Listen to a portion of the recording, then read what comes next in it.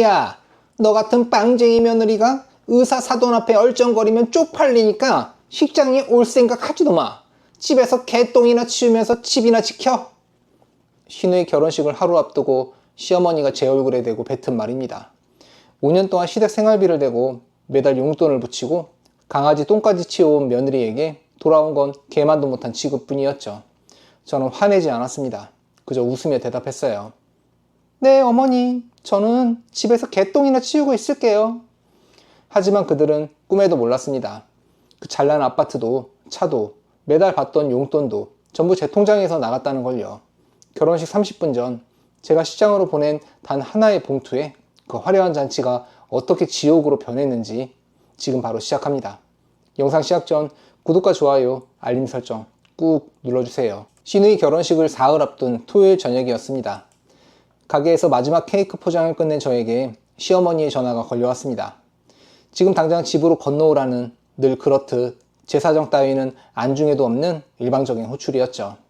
저는 앞치마를 벗어던지고 서둘러 시댁으로 향했습니다.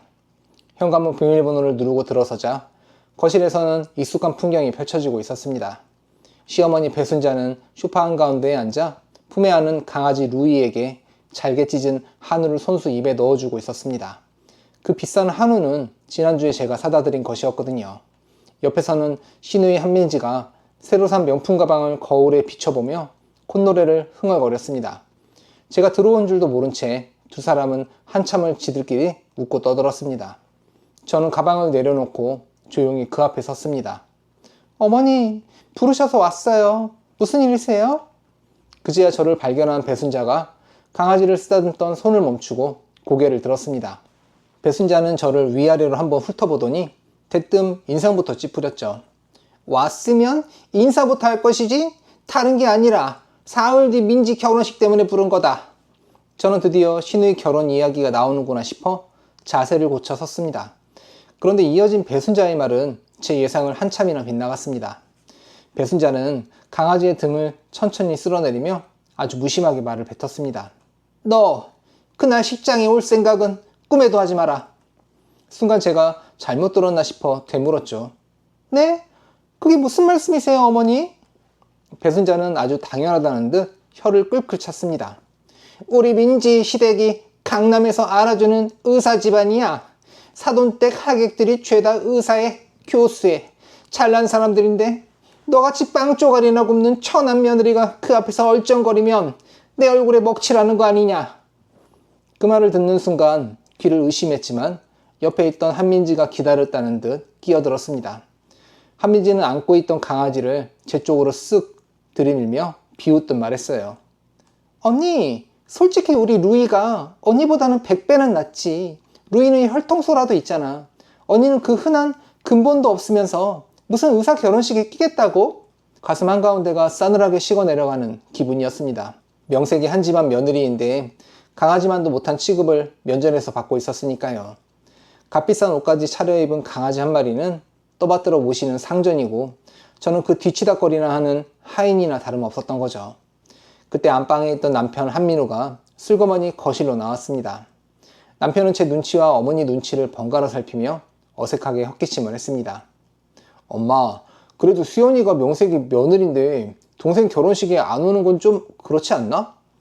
배순자는 아들의 말이 채 끝나기도 전에 손을 휘휘 내저었습니다. 넌 가만히 있어. 어차피 사돈댁엔 네 처가 가게 일이 바빠서 못 온다고 내가 알아서 둘러댈 테니까. 남편은 더 대꾸하지 못하고 입을 다물어 버렸습니다. 5년 내내 보아온 모습이라 이제는 새삼스럽지도 않았거든요. 저 사람은 늘 저렇게 어머니 앞에만 서면 한없이 작아지는 사람이었으니까요. 배순자가 다시 저를 향해 손가락을 까딱였습니다. 대신 너는 그날 집이나 잘 지켜. 우리 루이 산책 잘 시키고 똥 잘 치우고 집안 청소나 싹 해놔라. 그게 너한테 딱 어울리는 일이야. 개똥이라 치우라는 그 말이 제 고막을 때리는 순간 속에서 뜨거운 것이 울컥 치밀어 올랐습니다. 손끝이 가늘게 떨려왔고 입안이 바싹 말라붙었습니다. 하지만 저는 그 떨리는 손을 등 뒤로 감추고 입꼬리를 천천히 끌어올렸습니다. 여기서 화를 내봤자 제 입만 아프고 저 두 사람만 더 신이 날 게 뻔했으니까요. 네, 어머니, 걱정 마세요. 저는 그날 식장 근처에도 안 가고 집에서 개똥 아주 깨끗하게 치우고 있을게요. 제 고분고분한 대담에 배순자의 입꼬리가 흡족하게 올라갔습니다. 저는 한 박자 쉬었다가 조용히 한마디를 더 보탰습니다. 대신 결혼식 사진은 두 분이서 아주 많이 찍어두세요. 평생 다시는 못 볼 사진이 될지도 모르니까요. 배순자와 한민지는 제 말 속에 숨은 뼈를 알아채지 못한 채 그저 깔깔거리며 웃었죠. 저는 그 웃음소리를 등 뒤로 흘려보내며 조용히 현관문을 나섰습니다. 집으로 돌아오는 길 내내 저는 운전대를 잡은 채 말없이 앞만 바라보았습니다. 시댁 거실 구석에 산더미처럼 쌓여있던 시누이의 명품 상자들이 자꾸만 눈앞에 어른거렸거든요. 불과 2달 전까지만 해도 카드값이 밀렸다며 제게 100만 원을 빌려가던 사람이 바로 한민지였습니다. 그런데 무슨 돈으로 저 화려한 혼수를 죄다 장만했는지 도무지 앞뒤가 맞지 않았죠. 작은 가게를 맨손으로 키워오며 돈의 흐름을 읽어온 제 눈에는 그 모든 것이 그저 수상하게만 보였습니다. 분명 그 화려함 뒤에는 제가 모르는 더러운 비밀이 숨어 있을 거라는 직감이 들었습니다. 집 현관문을 열고 들어서니 거실 불빛 아래 친정엄마가 곤히 잠든 딸아이를 토닥이고 계셨습니다. 저를 본 친정엄마가 반갑게 일어서며 제 얼굴을 가만히 살피셨어요. 수연아, 이제 오니? 시댁에서 또 무슨 험한 소리라도 들은 게냐? 얼굴이 영 안 좋다. 따뜻한 그 말 한마디에 시댁에서 꾹꾹 눌러 담았던 서러움이 울컥 올라왔습니다. 하지만 저는 애써 밝게 웃으며 친정엄마의 거친 손을 두 손으로 감싸쥐었습니다. 아니야, 엄마 별일 없었어. 우리 딸 봐주느라 엄마가 더 고생했지. 친정엄마를 배웅한 뒤 저는 잠든 딸의 이마를 가만히 쓸어내렸죠. 그리고 안방 화장대의 거울 앞에 섰습니다. 거울 속에는 하루 종일 밀가루를 뒤집어 쓴 화장기 하나 없는 여자가 서 있었습니다. 시어머니가 천한 빵쟁이라며 비웃던 바로 그 초라한 얼굴이었죠. 하지만 저는 알고 있었습니다. 그 잘난 시댁 식구들이 떵떵거리며 사는 아파트도 매달 꼬박꼬박 받아가는 용돈도 강아지 병원비 한 푼까지도 전부 제 주머니에서 나갔다는 사실을 말입니다. 배순자도 한민지도 심지어 제 남편마저도 그 사실을 까맣게 모르고 있었죠. 저는 거울 속 제 얼굴을 똑바로 바라보며 차갑게 마음을 다잡았습니다. 가족이라는 이름 하나에 매여 5년을 참아온 미련한 며느리는 오늘도 끝입니다. 그토록 화려하게 치르고 싶어하는 시누이의 결혼식, 저는 그 잔치를 저들의 마지막 잔치로 만들어주기로 마음먹었습니다. 거울 앞에서 마음을 다잡고 나니 지난 5년의 세월이 영화처럼 눈앞을 스쳐 지나갔습니다. 제가 이 집 며느리가 된 건 꼭 5년 전이었습니다. 결혼을 앞두고 처음 인사를 드리러 가던 날, 저는 두 손 가득 과일 상자를 들고 시댁을 찾았습니다. 그런데 배순자는 그 상자를 거들떠보지도 않고 남편 앞에서 대놓고 긴 한숨부터 내쉬었죠. 하필이면 전문대나 겨우 나온 빵집 처녀라니, 내가 동네 창피해서 어디 고개를 들고 다니겠니? 그날 저는 죄인처럼 고개를 숙인 채 다 식은 차 한 잔을 앞에 두고 한참을 앉아 있어야 했습니다. 시댁은 쥐뿔도 가진 것 없으면서 그저 알량한 양반 체면만 앞세우는 사람들이었습니다.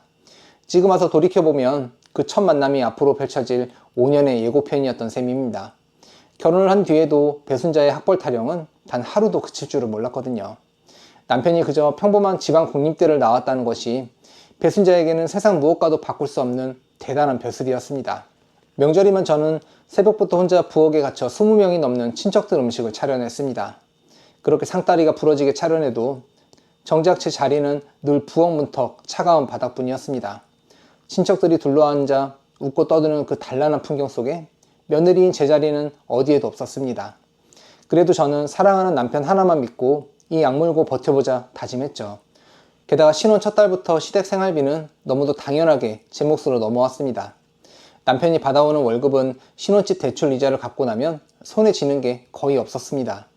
그래서 매달 시댁에 붙이는 생활비도 배순자가 받아가는 용돈도 강아지 루이의 병원비 한 푼까지도 전부 제 가게에서 나갔습니다. 제 가게가 남부럽지 않게 잘 된다는 것조차 저는 남편에게 끝까지 숨겼으니까요. 집안의 돈 관리를 모두 제가 도맡았으니 남편의 그 돈이 어디서 나오는지 깊이 생각조차 하지 않았습니다. 배순자는 그저 매달 들어오는 돈이 전부 잘난 아들이 벌어다주는 줄로만 알았습니다. 한 번은 갯돈을 떼었다며 급하게 1,000만 원이 필요하다고 제게 손을 벌린 적도 있었습니다. 저는 두말 없이 가게 통장에서 그 돈을 내어드렸습니다. 그런데도 돌아온 건 고맙다는 말 한마디가 아니라 빵 장사나 하는 게 그 정도 돈은 우습지 않냐는 비아냥뿐이었죠. 시댁 식구들은 제가 벌어다 주는 돈으로 호의호식하면서도 단 한 번도 그 고마움을 알지 못했습니다. 그래도 저는 우리 가족만큼은 지켜야 한다는 생각에 모든 서름을 묵묵히 삼켰습니다. 그 집에는 배순자와 한민지가 자식보다 끔찍히 아끼는 강아지 루이가 있었습니다. 루이는 비싼 옷에 비싼 간식, 다달이 미용실까지 다니는 어엿한 상전이었습니다. 주말마다 시댁에 불려가 루이를 씻기고 산책을 시키고 똥을 치우는 일은 늘 제 차지였거든요. 한 번은 루이가 배탈이 났다며 배순자가 새벽 2시에 저를 불러내 24시간 동물병원으로 달려가게 했습니다. 루이는 사람도 누리기 힘든 특실에 누워 비싼 주사를 맞았어요. 그런데 바로 그 무렵 친정 엄마가 아파서 병원에 입원하셨을 때 배순자가 제게 뱉은 말은 서늘했습니다. 남의 집 일에 네가 왜 정신이 팔려? 그럴 시간 있으면 우리 루이나 한 번 더 들여다봐. 강아지 목숨은 그렇게 귀하고 친정 어머니 목숨은 그저 남의 집 일이라는 거였죠. 심지어 루이 생일이라며 시댁 식구들이 호텔 레스토랑에 모여 거창한 강아지 생일상을 차린 날도 있었습니다. 하지만 정작 제 생일은 그 집 식구 누구도 단 한 번 기억해 준 적이 없었습니다. 또 한 번은 장대비가 쏟아지던 날 배순자가 굳이 루이 산책을 시키라며 저를 빗속으로 내몰았습니다. 흠뻑 젖은 채 비닐봉지에 개똥을 주워 담는 저를 보며 한민지는 베란다에서 깔깔거리며 웃었습니다. 언니는 그래도 루이 똥 치우는 게 제일 잘 어울려. 그 말에 빗물인지 눈물인지 모를 것이 제 뺨을 타고 주르륵 흘러내렸죠. 그럴 때마다 남편은 제 곁에서 작은 목소리로 미안하다는 말만 되풀이했습니다. 하지만 정작 어머니 앞에서는 단 한 번도 제 편을 들어준 적이 없었습니다. 네가 우리 아들같이 번듯한 남자 만나서 사모님 소리 듣고 사는 거다. 너 같은 게 어디 가서 이런 대접이나 받겠니? 배순자의 이 입버릇을 들을 때마다 저는 정말 제가 못나고 모자란 사람인 줄로만 알았죠. 그 모진 세월을 버틸 수 있었던 건 오로지 눈에 넣어도 아프지 않을 어린 딸아이 때문이었습니다. 그렇게 숨죽이며 견뎌온 시간이 어느덧 5년이었습니다. 그런데 2달 전 그 지긋지긋한 집안에 난데없는 경사가 찾아왔어요. 온 가족이 둘러앉은 저녁 식사 자리에서 한민지가 갑자기 들뜬 목소리로 폭탄 선언을 했죠. 엄마, 나 결혼해. 상대가 글쎄 강남에서 제일 큰 성형외과 원장 아들이야. 그 말에 배순자는 들고 있던 숟가락을 떨어뜨리며 두 손을 번쩍 들었습니다. 아이고, 우리 민지가 의사 사모님이 된다니 이게 웬 복이냐. 평소 순하기만 하던 남편마저 그날은 동생 자랑에 덩달아 들떠 있었습니다. 한민지는 그런 가족들 사이에서 더욱 기세가 등등해졌죠. 그날부터 배순자는 완전히 딴 사람이 되어버렸습니다. 동네 미용실이며 시장이며 가는 곳마다 의사, 사회 자랑을 늘어놓느라 입에 침이 마를 새가 없었습니다. 그렇게 어깨에 잔뜩 힘이 들어간 만큼 집안 천덕꾸러기였던 제 처지는 더 비참하게 곤두박질 쳤죠. 한민지는 아예 의사 사모님이라도 된 듯 콧대를 한껏 세우고 저를 한여 부리듯 했습니다. 한민지가 소파에 늘어진 채 손톱을 다듬으며 저를 향해 턱짓을 했습니다.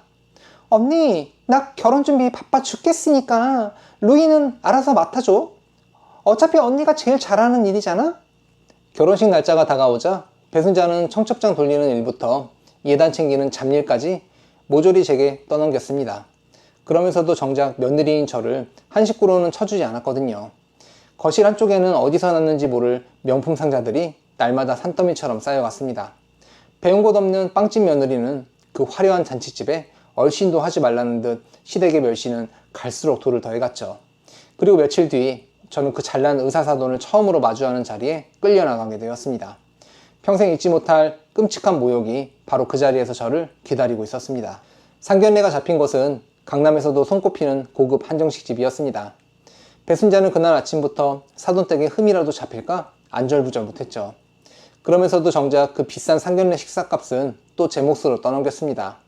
너는 돈이나 내고 구석에 조용히 처박혀 있어. 괜히 나섰다가 사돈복이 민망하게 만들지 말고. 배순자는 식당 입구에서 제 손에 카드를 쥐어주며 매몰차게 쏘아붙었죠. 잠시 뒤 신랑 될 사람과 그 어머니가 식당 안으로 들어섰습니다. 한민지의 결혼 상대는 도재훈이라는 강남의 젊은 의사였습니다. 깔끔한 양복 차림에 말끔한 얼굴이었지만 어딘가 모르게 눈빛이 서늘했죠. 그 어머니인 사돈어른은 온몸을 명품으로 휘감은 채 콧날부터 잔뜩 세우고 있었습니다. 인사가 오가는 내내 배순자는 사돈어른 앞에서 입에 발린 아부를 늘어놓기 바빴습니다. 그러다 화제가 저에게로 옮겨오자 배순자의 표정이 대번에 싸늘해졌죠. 아, 얘요. 우리 둘째 며느리인데 그냥 동네에서 빵집이나 하는 애예요. 배운 것도 없고 변변찮아서 큰 자리엔 잘 안 데리고 다니는데 오늘은 그냥 자리나 채우라고 데려왔어요. 송구스럽습니다. 사돈 어른은 저를 위아래로 훑어보더니 콧방귀를 끼며 고개를 획 돌렸습니다. 그 순간 얼굴이 화끈 달아올랐지만 저는 입술을 깨물며 두 손을 무릎 위에 가지런히 모았습니다. 옆자리의 한민지는 그런 저를 곁눈질하며 비웃음을 흘렸죠. 언니, 사돈어른 불편하시니까 음식 나르는 거나 좀 도와. 그런 건 또 언니가 제일 잘하잖아. 결국 저는 상견례 자리에서까지 종업원처럼 음식 접시를 나르고 빈 그릇을 치워야 했습니다. 제가 접시를 내려놓다 물 한 방울을 흘리자 사돈어른이 기다렸다는 듯 미간을 찌푸렸습니다. 사돈댁은 며느리 교육을 어떻게 시키셨길래 저런 칠칠치 못한 사람을 다 데리고 다니시고. 배순자는 제 등을 떠밀어 아예 구석자리로 저를 몰아냈죠. 그렇게 저는 한 상에 앉지도 못한 채 멀찍이 떨어져 그들만의 잔치를 지켜봐야 했습니다. 그 자리에서 저는 사람도 아닌 그저 돈을 내는 지갑 취급을 받고 있었습니다. 평생을 그 집 돈줄로 살아온 며느리의 신세가 그날따라 유난히 사무치게 다가왔습니다. 그런데 식사가 무르익을수록 저는 점점 묘한 위화감을 느끼기 시작했거든요. 한민지가 사돈어른 앞에서 늘어놓는 이야기가 하나같이 새빨간 거짓말이었기 때문입니다. 저희 친정이 강남에 아파트도 있고 살림도 아주 넉넉해요. 엄마가 평생 손에 물 한 방울 안 묻히고 사신 분이라니까요. 하지만 그 아파트도 그 넉넉한 살림도 전부 제 주머니에서 나간 돈으로 꾸며진 허울뿐이었습니다. 일찍 남편을 여인 배순자의 집에 남은 거라곤 사실 빚뿐이라는 걸 저는 누구보다 잘 알고 있었죠. 그런데도 사돈어른과 도재호는 그 거짓말에 유난히 귀를 쫑긋 세웠습니다. 급기야 사돈어른은 혼수와 예물 이야기를 꺼내며 은근슬쩍 그 액수를 떠보기 시작했습니다. 우리 채훈이가 의사인 만큼 예단이며 혼수도 그 격에 맞게는 해오셔야죠. 다들 그렇게들 하시니까요. 그 말에 한민지의 얼굴이 순간 하얗게 질리는 것을 저는 똑똑히 보았습니다. 의사사위라는 번지르르한 간판 뒤에서 오가는 그 노골적인 셈법에 저는 차오르는 쓴 웃음을 속으로 꾹 삼켜야 했죠. 정작 도재호는 그런 한민지를 바라보면서도 눈빛 하나 흔들리지 않은 채 그저 예물의 무게만 가늠하는 듯 했습니다. 오랜 세월 장사를 하며 사람을 숱하게 겪어온 제 눈에는 그 속내가 훤히 들여다 보였습니다. 이 결혼은 사랑이 아니라 서로의 돈주머니를 노린 위태로운 거래처럼 보였죠. 며느리 자리에서 쫓겨날 위기에 놓인 건 정작 저였지만 진짜 위태로운 쪽은 따로 있었던 셈입니다. 어색한 식사가 이어지던 중 사돈어른이 문득 화제를 바꿨습니다.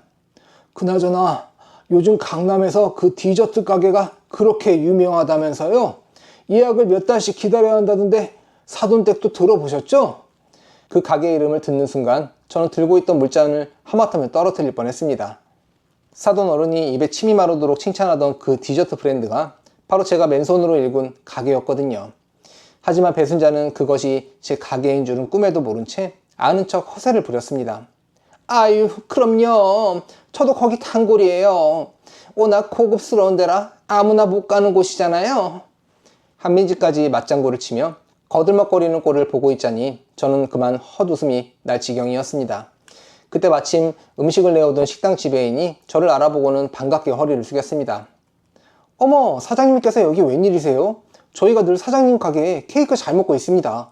순간 배순자와 한민지의 얼굴에 당황한 기색이 스쳤습니다. 하지만 두 사람은 이내 제가 무슨 빵 배달이라도 다니는 줄로 여기고 말았죠. 시댁 식구들은 끝내 알지 못했습니다. 그들이 그토록 우러러보던 그 유명한 가게의 주인이 바로 옆에 앉은 천안 빵집 며느리라는 사실을 말입니다. 저는 목구멍까지 차오르는 말을 꾹 누른 채 그저 조용한 미소로 그 자리를 견뎌냈습니다. 사실 시댁이 비웃는 그 동네 빵집은 이미 오래전에 작은 가게 하나가 아니었죠. 저는 결혼 전부터 맨손으로 시작한 그 일을 여러 곳으로 늘려왔습니다.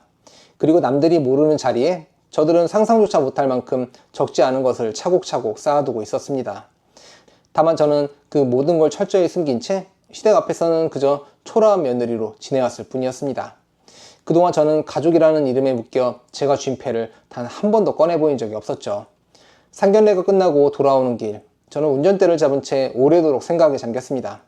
한민지의 그 수상한 결혼 뒤에 무엇이 숨어 있는지 제 손으로 직접 파헤쳐 봐야겠다는 생각이 들었거든요. 화려한 명품과 거짓말로 쌓아올린 저 결혼이 얼마나 위태로운 모래성인지 저는 이미 어렴풋이 짐작하고 있었죠. 그리고 그날 상견례에서 받은 모욕은 그저 시작에 불과했습니다.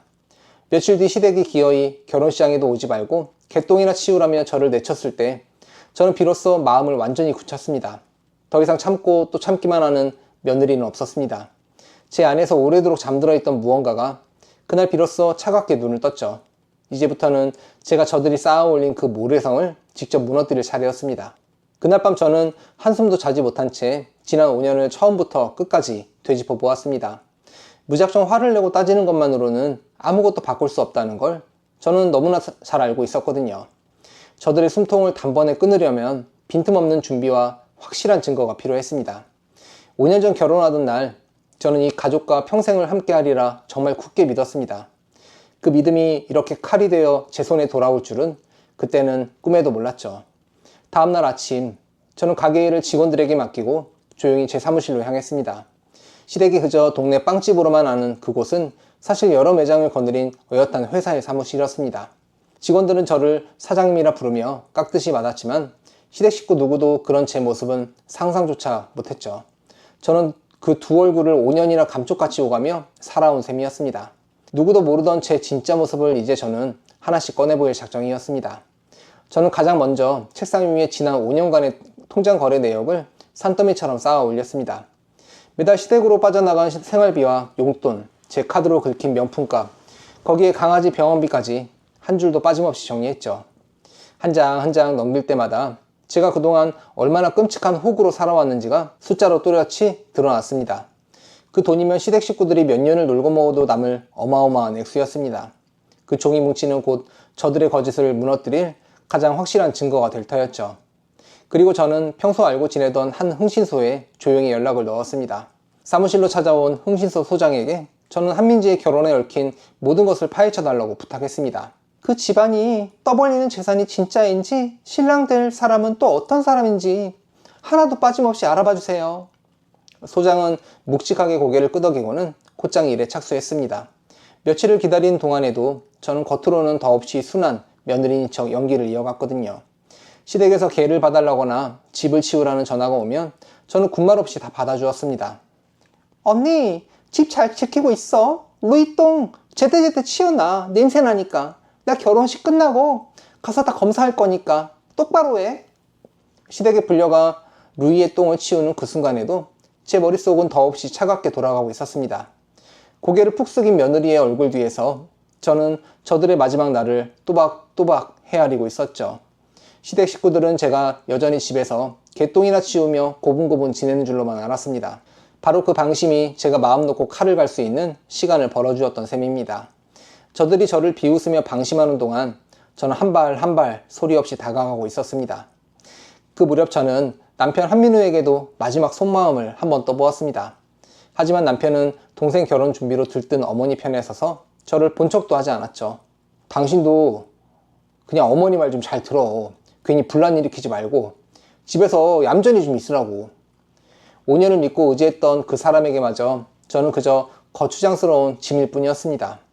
그 순간 저는 남편에 대한 마지막 미련까지 깨끗이 접어버렸습니다. 일주일쯤 지났을까 흥신소 소장이 두툼한 봉투 하나를 들고 사무실을 다시 찾아왔죠. 사장님, 이거 보통 집안이 아닙니다. 양쪽 다 서로를 속이고 있는 판이에요. 봉투 안에서 쏟아져 나온 사진과 자료들을 보는 순간 저는 그만 숨이 턱 막혔습니다. 사진 속 한민지는 낯선 중년 남자와 버젓이 호텔을 드나들고 있었습니다. 한민지가 그토록 자랑하던 명품들은 알고 보니 죄다 길거리에서 산 가짜였거든요. 게다가 한민지는 갚을 길도 없는 1억 원이 넘는 사채빚에 허덕이고 있었습니다. 결혼을 코앞에 두고도 유부남과 몰래 만나며 보란듯이 양다리를 걸치고 있었던 거죠. 그런데 정작 신랑 쪽도 만만치 않았습니다. 도재원과 사돈어른은 한민지 집안이 강남의 알부자라는 거짓말을 철석같이 믿고 있었습니다. 빚더미에 앉은 의사들의 병원을 한민진의 재산으로 메워보려는 속셈이었던 겁니다. 결국 이 결혼은 서로의 가짜 돈을 노리고 달려든 두 거짓말쟁이의 위험한 줄타기였던 셈이죠. 저는 그 사진들을 한 장씩 천천히 봉투에 다시 담으며 나직히 혼잣말을 내뱉었습니다. 그래요. 마음껏 화려하게 차려보세요. 그 잔치상 제가 아주 제대로 엎어드릴 테니까. 스스로도 소름이 돋을 만큼 그날 제 목소리는 얼음장처럼 차가웠습니다. 저는 그 모든 진실이 담긴 봉투를 손에 쥔 채 입꼬리를 차갑게 끌어올렸습니다. 이 봉투 하나면 저들이 그토록 화려하게 꾸민 잔치상을 단번에 뒤엎을 수 있었습니다. 다만 저는 그것을 가장 극적인 순간에 터뜨리기로 마음먹었죠. 바로 온 친척과 하객이 한자리에 모이는 결혼식 당일, 그 화려한 식장 한복판에서 말입니다. 저는 봉투를 결혼식 시간에 딱 맞춰 식장으로 보낼 수 있도록 차근차근 손을 써두었습니다. 그리고 그것만으로는 도무지 성에 차지 않았죠. 저는 5년간 시댁으로 나가던 모든 자동이체를 결혼식 날 아침에 멈추도록 미리 걸어두었습니다. 제 명의로 발급해 시댁 식구들이 펑펑 써대던 카드들도 같은 날 한꺼번에 정지되도록 해두었습니다. 시댁이 당연하게 누리던 그 모든 호사가 결혼식 날 단 한순간에 끊기도록 만들어둔 것이죠. 심지어 시댁 식구들이 발 뻗고 사는 그 아파트마저 등기부에 또렷이 적힌 주인은 바로 저였습니다. 저는 그 마지막 패까지 조용히 손에 쥔 채 때를 기다리기로 했습니다. 모든 준비를 마친 그날 밤 친정엄마가 걱정스러운 얼굴로 제 손을 가만히 잡았습니다. 수연아, 정말 괜찮겠니? 엄마는 우리 딸이 또 상처받을까봐 그게 제일 무섭다. 저는 엄마의 거칠어진 손을 두 손으로 따뜻하게 마주 잡았죠. 엄마, 걱정 마. 이번에는 절대 안 져. 나 더 이상 당하고만 살지 않을 거야. 그 말을 내뱉는 제 목소리는 스스로도 놀랄 만큼 차분하고 단단했습니다. 결혼식을 하루 앞둔 밤 저는 참으로 오랜만에 깊고 달콤한 잠에 빠져들었습니다. 시댁 식구들이 마지막 만찬에 취해 있는 동안 그들의 발밑은 이미 소리 없이 무너지고 있었죠. 내일 그 화려한 식장이 어떤 아수라장으로 변할지 그들은 꿈에도 알지 못했습니다. 드디어 제가 5년 묵은 빛을 한꺼번에 돌려줄 그날이 밝아오고 있었습니다. 드디어 한민지의 결혼식 날이 밝았습니다. 결혼식은 강남의 한 특급 호텔 대연회장에서 성대하게 치러질 예정이었습니다. 수백 명의 하객이 초대된 시댁 식구들 인생에서 가장 화려한 잔치였죠. 배순자는 그날 아침부터 한복을 곱게 차려입고 사돈댁에 자랑할 생각에 들떠 있었습니다. 한민지는 수천만 원짜리 드레스를 입고 신부 대기실에서 여왕처럼 콧대를 세우고 있었고요. 남편 한민우 역시 동생 결혼식이라며 한껏 어깨에 힘을 주고 있었습니다. 그들에게 저는 그저 결혼식 비용이나 대주는 있어도 그만 없어도 그만인 존재였죠. 하지만 그날 아침 저는 누구보다 일찍 눈을 떠 우아한 정장을 차려입었습니다. 거울 앞에 선 제 모습은 시댁이 알던 그 초라한 빵집 며느리가 아니었습니다. 그들 중 누구도 저를 떠올리지 않았어요. 저는 그날 식장 근처에도 얼씬하지 않았거든요. 오지 말라는 말을 들었으니 겉으로는 그 말을 고분고분 따르는 척했습니다. 시댁 식구들은 제가 여전히 집구석에서 개똥이나 치우고 있을 거라 철석같이 믿었죠. 하지만 바로 그 시각 화려한 연회장에서는 보이지 않는 균열이 소리 없이 번지고 있었습니다. 예식이 시작되기 1시간 전 배순자는 식대를 정산하러 호텔 프런트로 향했습니다.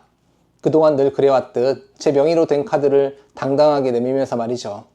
그런데 직원이 카드를 긁자 단말기에서 차가운 거절음이 울렸습니다. 고객님, 죄송하지만 이 카드는 결제가 거절됐어요. 혹시 다른 카드 있으세요? 배순자의 얼굴이 대본에 일그러졌습니다. 당황한 배순자는 지갑 속 카드를 하나씩 꺼내 내밀었지만 결과는 모두 똑같았죠. 긁는 족족 들려오는 건 결제가 거절되었다는 그 야속한 소리뿐이었습니다. 수천만 원이 넘는 식대 앞에서 배순자의 얼굴은 그제야 새하얗게 질려갔습니다. 호텔 직원의 난처한 표정과 뒤에 줄 선 하객들의 수군거림에 배순자는 어쩔 줄을 몰랐습니다. 막힌 건 식대뿐만이 아니었습니다. 꽃값도 사진 촬영비도 하객들에게 돌릴 답례품값까지 줄줄이 결제가 거절됐죠. 그 화려한 잔치를 떠받치던 모든 것이 알고 보면 단 한 푼도 시댁의 돈이 아니었으니까요. 바로 그 시각 제 휴대폰에는 배순자의 전화가 불이 나게 걸려오기 시작했습니다. 화면에는 부재중 전화가 순식간에 수십 통이 쌓여갔죠. 음성 메시지에는 카드를 당장 풀라는 배순자의 악다고니가 가득 담겨 있었습니다. 1시간 전까지 사돈 앞에서 우아한 사모님 행세를 하던 사람이 맞나 싶을 만큼 다급한 목소리였죠. 저는 그 전화를 단 한 통도 받지 않았습니다. 그저 따뜻한 차 한 잔을 앞에 두고 그 요란한 진동을 가만히 지켜볼 뿐이었습니다. 평생 제 돈을 제 돈인 줄도 모르고 펑펑 써대던 사람들이었거든요. 그 끝없던 돈줄이 한순간에 말라붙으면 어떻게 되는지 저는 그저 똑똑히 보여주고 싶었습니다. 잠시 뒤 소식을 들은 남편 한민우가 새파랗게 질려 제게 전화를 걸어왔습니다. 제가 받지 않자 곧이어 다급한 문자가 쉴 새 없이 쏟아졌죠. 여보, 카드가 전부 막혔어. 사돈댁 보기 너무 창피하니까 제발 빨리 좀 풀어줘. 한민지는 신부 대기실에서 곱게 한 화장이 다 번지도록 발을 동동 굴렀습니다. 수천만 원짜리 드레스를 차려입은 신부가 식대 하나 치르지 못해 쩔쩔매는 꼴이었습니다. 사돈 어른은 그런 한민지네를 보며 노골적으로 미간을 찌푸렸죠. 아니, 강남에 건물이 몇 채라더니 식대 하나 못 내고 이게 대체 무슨 망신이에요?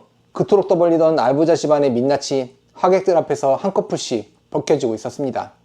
하지만 진짜 폭풍은 바로 그때부터였습니다. 예식 시작을 30분 앞둔 시각, 연회장 입구로 킥기사 한 명이 성큼 들어섰습니다. 기사의 손에는 두툼한 서류 봉투 하나가 들려 있었죠. 봉투는 정확히 혼주석에 앉은 사돈 어른의 손에 전달되었습니다. 신부 측에서 꼭 직접 확인하셔야 할 자료라고 전해달라 하셨습니다. 영문을 모른 채 봉투를 뜯은 사돈 어른의 얼굴이 순식간에 하얗게 굳어버렸습니다. 봉투 안에서는 한민지의 추악한 민낯이 담긴 사진들이 와르르 쏟아져 나왔거든요. 낯선 유부남과 호텔을 드나드는 사진, 길거리에서 산 가짜 명품들, 거기에 1억이 넘는 사채빚, 내역까지 고스란히 들어있었습니다. 사돈 어른은 부들부들 떨리는 손으로 그 사진들을 움켜쥐었습니다. 이게 다 뭐예요? 빚더미에 바람까지 피우는 여자를 내 며느리로 들이려 했다는 거예요? 순간 연회장이 술렁이기 시작했습니다. 사색이 된 한민지가 달려나와 변명을 늘어놓았지만 이미 엎질러진 물이었죠. 어머님, 그게 아니에요. 누가 절 모함하려고 꾸민 거예요. 저 정말 아니에요. 하지만 봉투 속 자료는 거기서 끝이 아니었습니다. 그 안에는 도재원과 사돈 어른의 더러운 속셈을 낱낱이 적은 자료도 함께 들어 있었습니다. 빚더미에 앉은 의사 아들의 병원을 한민진의 재산으로 막아보려던 그 추악한 계획까지 전부 말이죠. 이번엔 배순자가 사돈 어른에게 삿대질을 하며 악을 썼습니다. 뭐요? 의사 아들? 알고 보니 빚쟁이 주제에 우리 민지를 등쳐먹으려 했단 말이에요? 서로의 거짓을 알아챈 두 집안은 수백 명의 하객 한복판에서 멱살을 잡고 뒤엉켰습니다. 배순자는 사돈 어른의 머리채를 움켜잡았고 사돈 어른은 한민지의 드레스 자락을 거머쥐고 늘어졌습니다. 신성해야 할 예식장은 순식간에 시장통 싸움판으로 변해버렸죠. 하객들은 그 추한 꼴을 저마다 휴대폰에 담기 바빴고 덜어는 혀를 차며 자리를 떴습니다. 화려한 꽃장식과 웨딩 케이크가 와장창 나뒹굴고 비명과 고함이 연회장을 가득 메웠죠. 인생에서 가장 화려할 거라던 그 잔치는 그렇게 순식간에 아수라장으로 변해버렸습니다. 몇 시간 전까지 모두의 부러움을 사던 그 자리가 이제는 모두의 손가락질을 받는 구경거리로 전락한 셈이었죠. 모두가 정신을 잃고 날뛰던 바로 그 순간 연회장의 커다란 문이 천천히 열렸습니다. 그리고 그 문을 통해 한 여자가 또각또각 구두소리를 내며 걸어 들어왔습니다. 우아한 정장 차림에 단정하게 머리를 올린 바로 저였거든요. 5년간 시댁의 발밑에서 숨죽이던 며느리는 더 이상 그곳에 없었습니다. 그동안 제가 감춰온 진짜 얼굴이 그날 비로소 세상 밖으로 걸어 나온 순간이었죠. 집에서 개똥이나 치우고 있을 거라던 그 천한 며느리가 누구보다 당당한 모습으로 식장 한복판에 선 것입니다. 저를 발견한 배순자와 한민지, 그리고 남편 한민우의 얼굴이 그대로 얼어붙었습니다. 네가 어딜, 여길 어떻게, 그리고 그 봉투, 설마 네가? 배순자가 떨리는 목소리로 겨우 그 한마디를 내뱉었습니다. 저는 그 아수라장 한가운데로 천천히 걸어 들어가 더없이 차분하게 입을 열었습니다. 네, 어머니, 그 봉투 제가 보냈어요. 제 한마디에 연회장이 찬물을 끼얹은 듯 조용해졌습니다. 그리고 방금 막혀버린 그 카드들, 5년 동안 어머니가 제 돈인 줄 모르고 긁어대던 그 카드 전부 제가 정지시킨 거예요. 배순자의 입에서 바람 빠지는 소리가 새어나왔습니다. 어머니가 입은 그 한복도 아가씨가 들고 있는 그 꽃다발까지 전부 제 주머니에서 나간 돈이었어요. 저는 멍하니 굳어있는 하객들을 천천히 둘러보며 말을 이었습니다. 여러분이 그렇게 입을 모아 칭찬하시던 그 유명한 디저트 가게, 그 가게 주인이 바로 저예요. 저는 시댁 식구들을 똑바로 바라보며 한자 한자 또박또박 못을 박았습니다. 이 집안이 그토록 천하다고 비웃던 바로 그 빵집 며느리 말이에요. 그 말에 한민지는 다리에 힘이 풀려 그 자리에 털썩 주저앉아 버렸습니다. 자기가 그토록 무시하던 올케가 사실은 평생 우러러봐야 할 사람이었다는 걸 그제야 깨달은 거죠. 저는 사색이 되어 떠는 한민지를 내려다보며 조용히 한마디를 보탰습니다. 아가씨, 가짜 명품으로 치장할 게 아니라 사람부터 진짜가 됐어야죠. 저는 이번엔 배순자를 향해 천천히 돌아섰습니다. 어머니가 동네방네 자랑하던 그 사모님 소리, 그거 전부 제 카드 긁어서 산 가짜였어요. 통장에 다달이 꽂히던 그 돈도 아드님이 번 게 아니라 제가 벌어다 낸 거고요. 배순자는 두 다리에 힘이 풀린 듯 그 자리에 풀썩 무릎을 꿇었습니다. 한평생 저를 종처럼 부리던 시어머니가 하객들이 다 보는 앞에서 며느리 발치에 무너져 내린 것이죠. 사돈 어른은 물론 수백 명의 하객까지 모두 입을 다물지 못한 채 저를 바라보았습니다. 평생 저를 발밑에 벌레처럼 여기던 시댁 식구들이 처음으로 제 앞에서 사색이 되어 떨고 있었습니다. 그 광경을 보는 순간 5년 묵은 체증이 쑥 내려가는 것만 같았죠.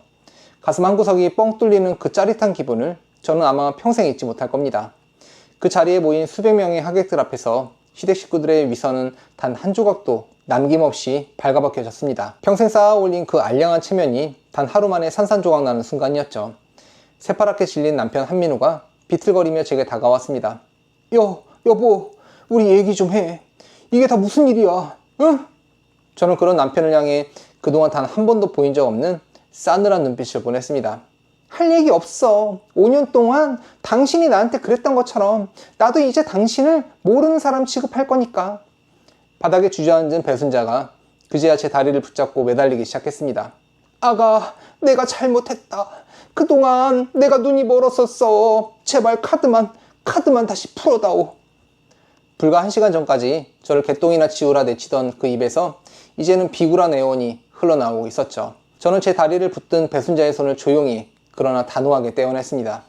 늦었어요, 어머니. 늦었어요, 어머니. 이건 이제 겨우 시작일 뿐이거든요. 저는 그 말을 끝으로 뒤도 돌아보지 않고 연회장을 걸어 나왔습니다. 등 뒤로 시댁 식구들의 울부짖음과 두 집안의 고함이 뒤섞여 들려왔습니다. 하지만 제 마음은 그 어느 때보다 차분하고 후련했죠. 여러분, 5년을 짓밟히며 참아온 서름이 단 하루 만에 씻겨내려가는 그 기분을 저는 그날 처음 알았습니다. 그 어떤 명품으로도 그 어떤 칭찬으로도 살 수 없는 값진 자유였죠. 다만 저는 알고 있었습니다. 그 통쾌한 한방이 끝이 아니라 진짜 전쟁의 시작이라는 것을 말입니다. 궁지에 몰린 짐승은 가장 사납게 발톱을 드러내는 법이니까요.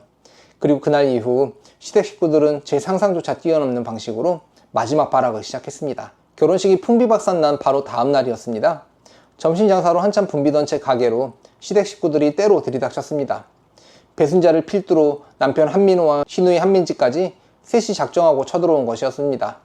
배순자는 들어서자마자 진열대를 손바닥으로 내리치며 고래고래 소리를 질렀습니다. 이 천하의 도둑년아, 네가 우리 집안을 아주 작살을 냈어. 당장 무릎 꿇고 빌지 못해?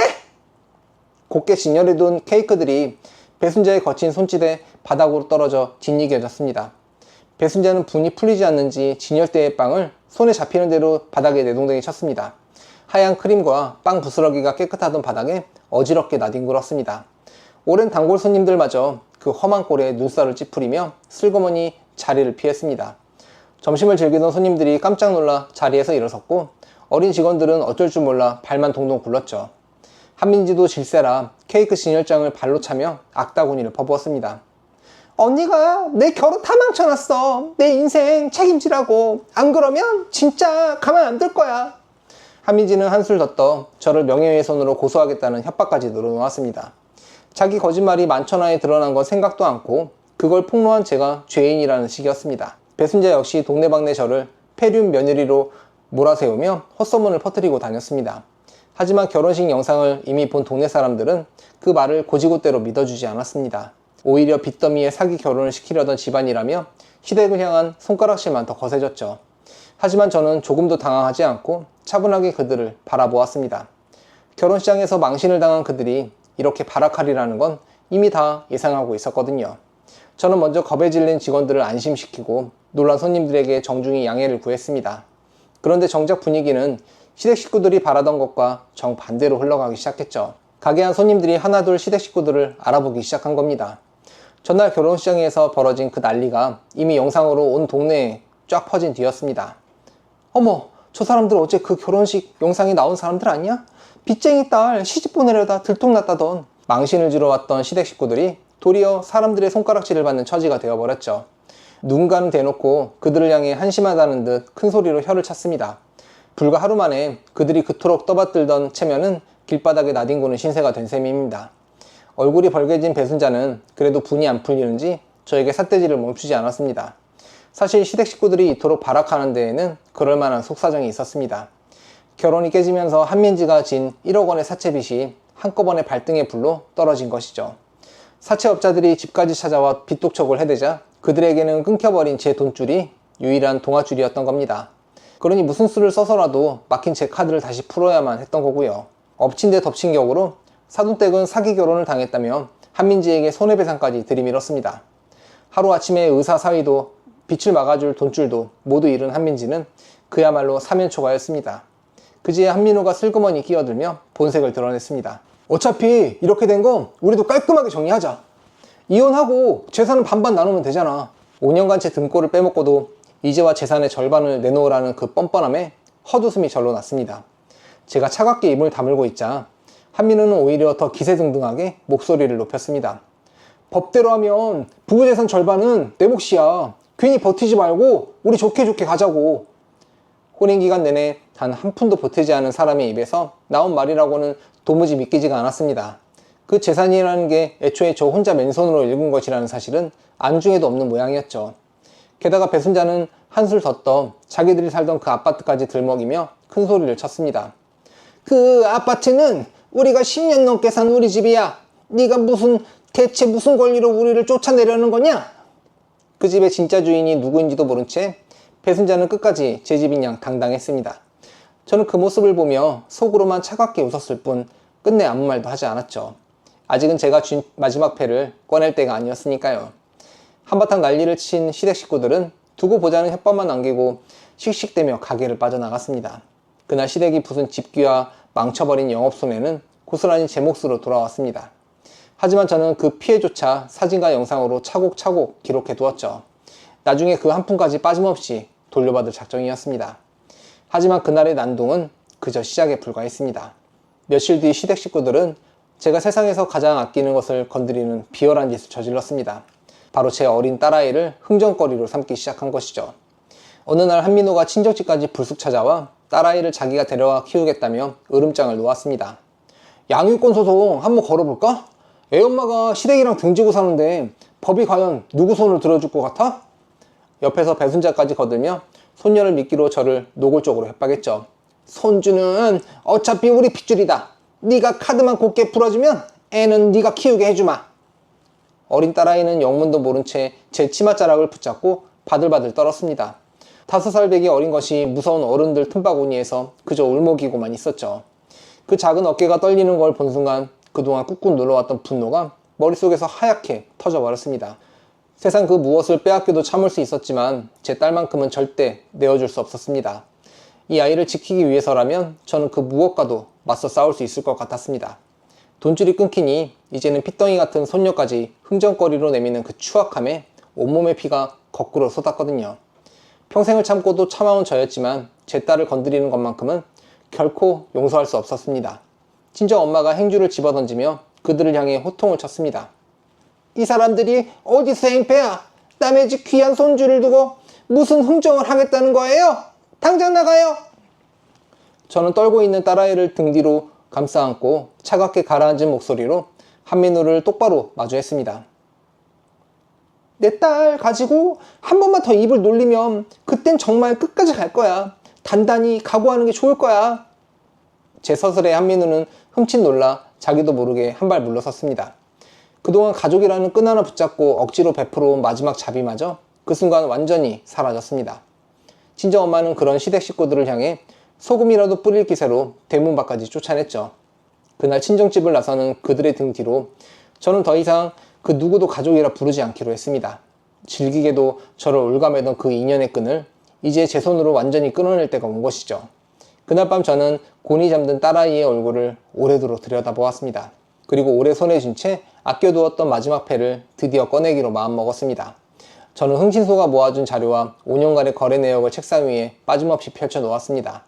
거기에 그 아파트의 등기부등본을 가만히 올려놓자 모든 그림이 또렷하게 완성되었죠.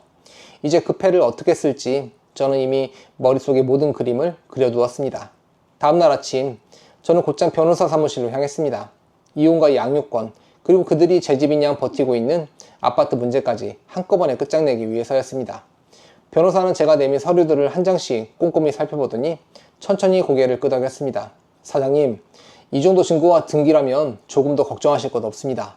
오히려 저쪽이 단단히 큰일 났네요. 그 한마디에 저는 비로소 마음 깊은 곳에서 단단한 확신이 섰죠. 더 이상 봐줄 것도 망설일 것도 없었습니다.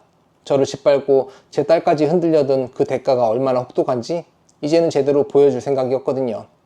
제가 조용히 지고 있던 그 마지막 패가 자기들의 인생을 송두리째 뒤엎으리라는 걸 그들은 꿈에서조차 상상하지 못했죠.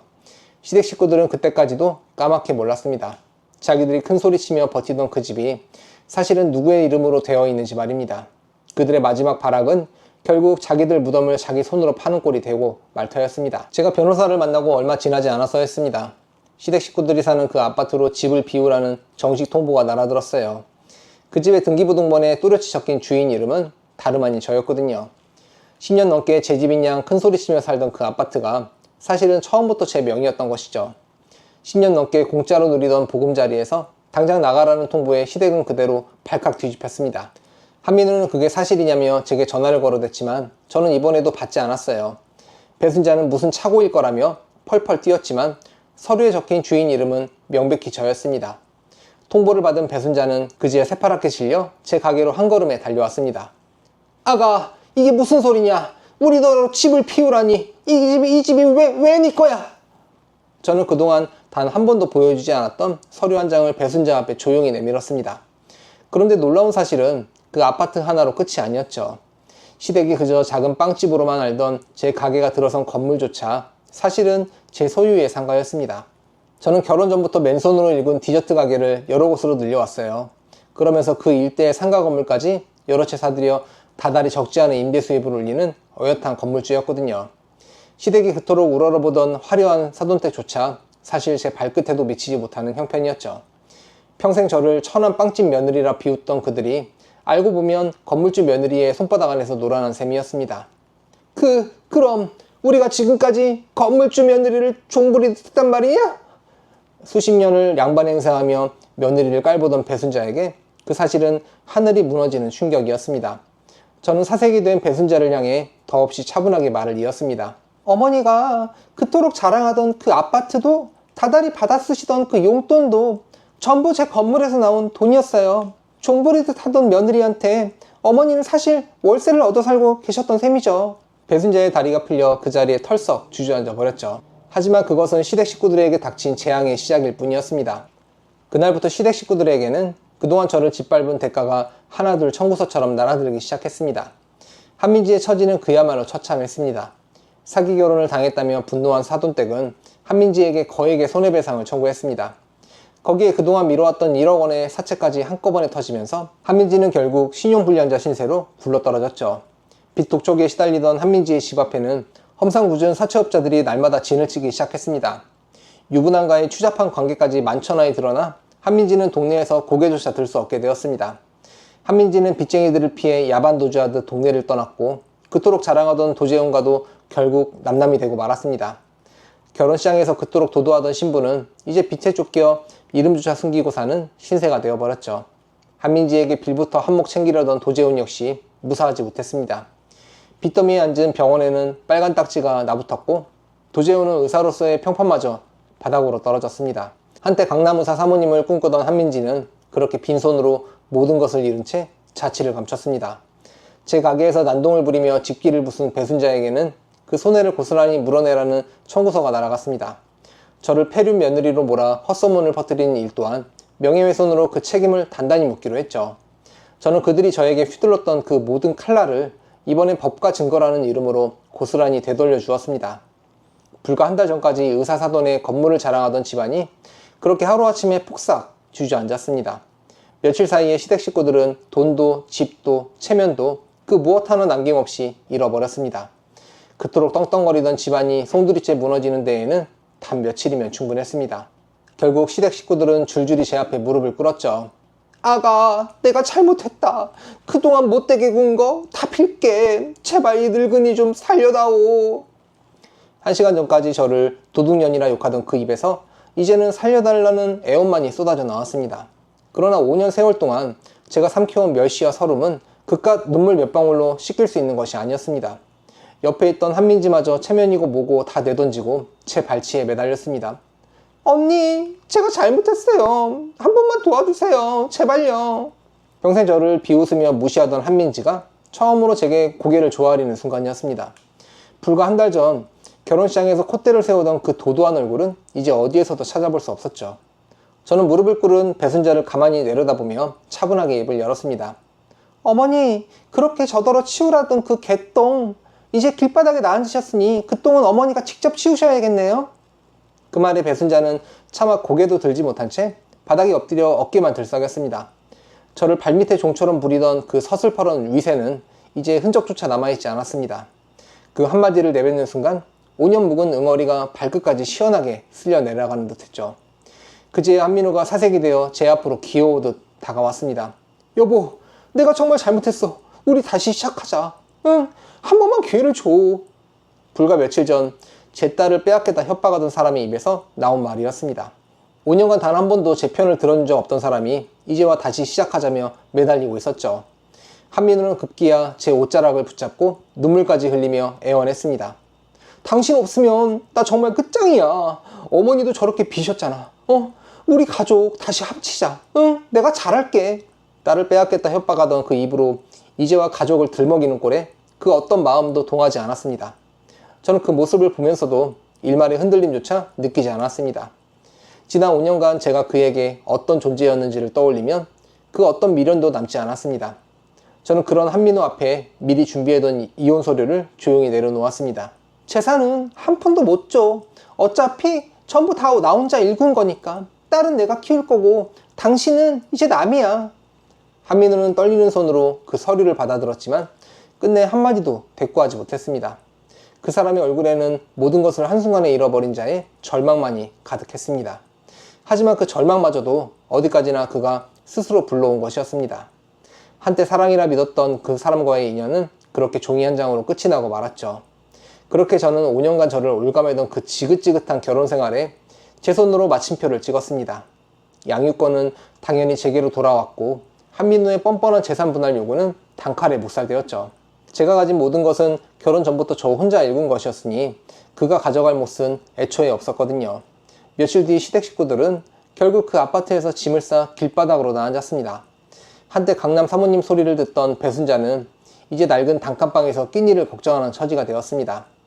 뿌린 대로 거둔다는 옛말이 그렇게 딱 들어맞을 수가 없었죠. 제가 모진 마음을 먹은 게 아니라 그들이 스스로 그 길을 선택한 것뿐이었습니다. 모든 것을 정리하고 집으로 돌아오던 그날 제 마음은 더없이 후련하고 평온했습니다. 5년 묵은 체증이 완전히 씻겨내려가는 그야말로 속이 뻥 뚫리는 기분이었죠. 차에서 내려 현관문을 열자 친정엄마와 어린 딸아이가 환하게 웃으며 저를 맞아주었습니다. 딸아이는 제품에 폭 안겨 엄마가 세상에서 제일 좋다며 까르르 웃었습니다. 그 따뜻한 웃음을 보는 순간 저는 비로소 진짜 제 인생이 시작되었음을 느꼈습니다. 제가 일군 디저트 가게는 그 일이 알려진 뒤로 오히려 손님이 더 북적였습니다. 사람들은 호구처럼 당하고만 살던 며느리가 통쾌하게 대갚았다며 저를 진심으로 응원해 주었죠. 이제 제 곁에는 저를 있는 그대로 아껴주는 사람들만 남았습니다. 돈도 명예도 아닌 바로 그 사람들이야말로 제가 5년 만에 되찾은 진짜 보물이었습니다. 더 이상 누구의 눈치도 보지 않는 온전히 제 이름으로 사는 삶이었죠. 그렇게 길고 길었던 제 복수는 마침내 마침표를 찍었습니다. 그로부터 1년이라는 시간이 흘렀습니다. 강산이 변할 만큼 긴 세월은 아니었지만 제 인생은 그 사이 완전히 달라졌습니다.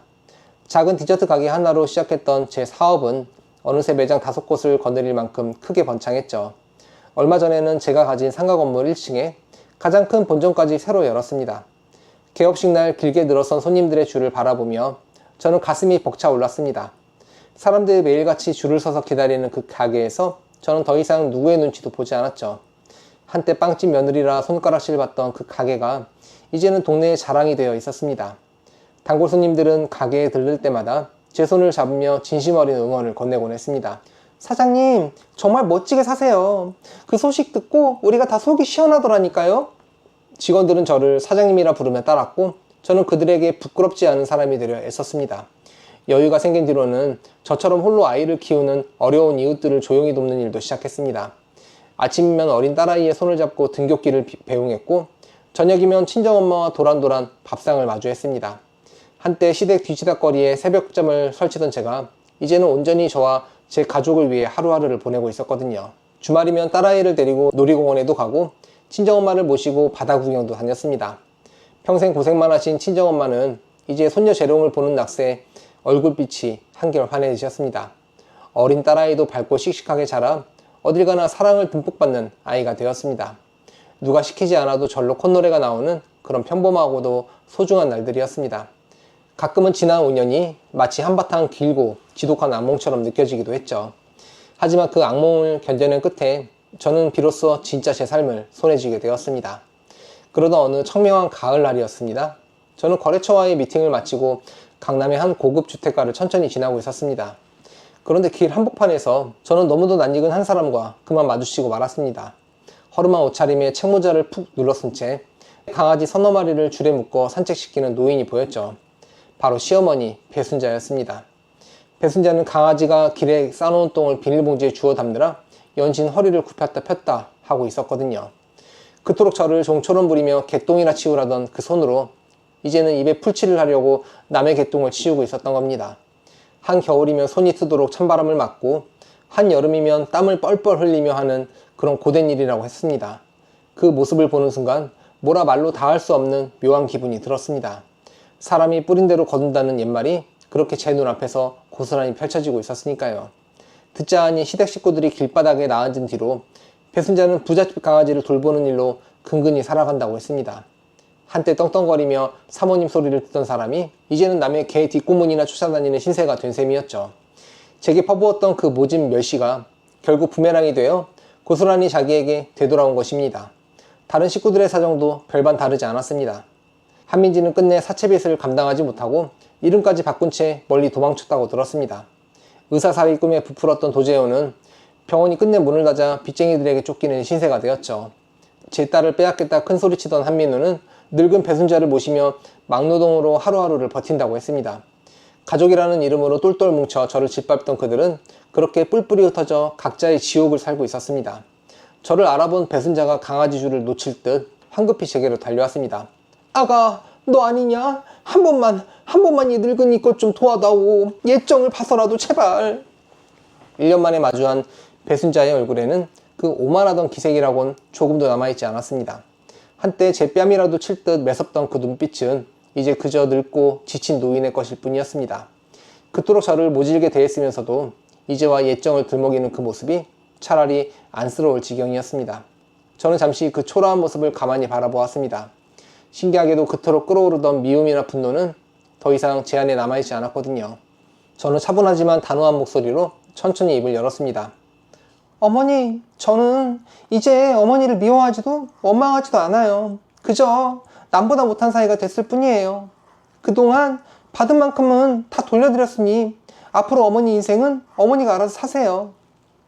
그 말에 배순자는 끝내 아무 말도 잊지 못한 채 힘없이 고개만 떨궜습니다. 저는 더 붙잡지도 뒤돌아보지도 않고 제 갈 길을 향해 걸어갔습니다. 미워하는 마음조차 모두 내려놓는 그 순간 제 마음은 깃털처럼 한없이 가벼웠습니다. 집으로 돌아오니 딸아이가 활짝 웃으며 제 품으로 쪼르르 달려와 안겼습니다. 엄마, 오늘도 고생 많았어. 내가 우리 엄마 세상에서 제일 사랑해. 저는 꼿꼿이 찡해져 그 작은 손을 가만히 맞잡았습니다. 엄마도 우리 딸이 이 세상 그 무엇보다 소중하단다. 저는 그 작고 따뜻한 아이를 한참이나 꼭 끌어안았습니다. 부엌에서 저녁을 짓던 친정엄마가 그런 우리를 보며 흐뭇하게 웃으셨습니다. 우리 딸 이렇게 환하게 웃는 거 보니 이 엄마는 이제 바랄 게 없다. 돌이켜보면 제가 그 모진 세월을 끝내 견뎌낼 수 있었던 건 바로 이 아이와 친정엄마 덕분이었죠. 참고 또 참는 것만이 능사가 아니라는 걸 저는 그 지독한 시간을 통해 뼈저리게 배웠습니다. 내 한 몸 희생하면 언젠가 알아주겠거니 했던 그 마음이 사실은 저 자신을 천천히 병들게 하고 있었던, 나를 갉아먹는 인연이라면 때로는 끊어내는 것이야말로 진짜 용기라는 사실을 그제야 깨달은 것이죠. 이제 저는 누구의 며느리도 아닌 그저 저 자신으로 당당하게 살아가고 있습니다.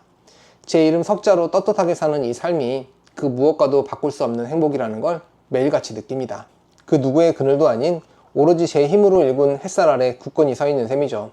여러분, 부디 이야기가 지금 어딘가에서 홀로 견디고 계신 분들께 작은 용기가 되었으면 좋겠습니다. 영상이 마음에 드셨다면 구독과 좋아요, 알림 설정 꾹 눌러주세요. 다음에도 더 재미있는 사연으로 또 찾아뵙겠습니다. 감사합니다.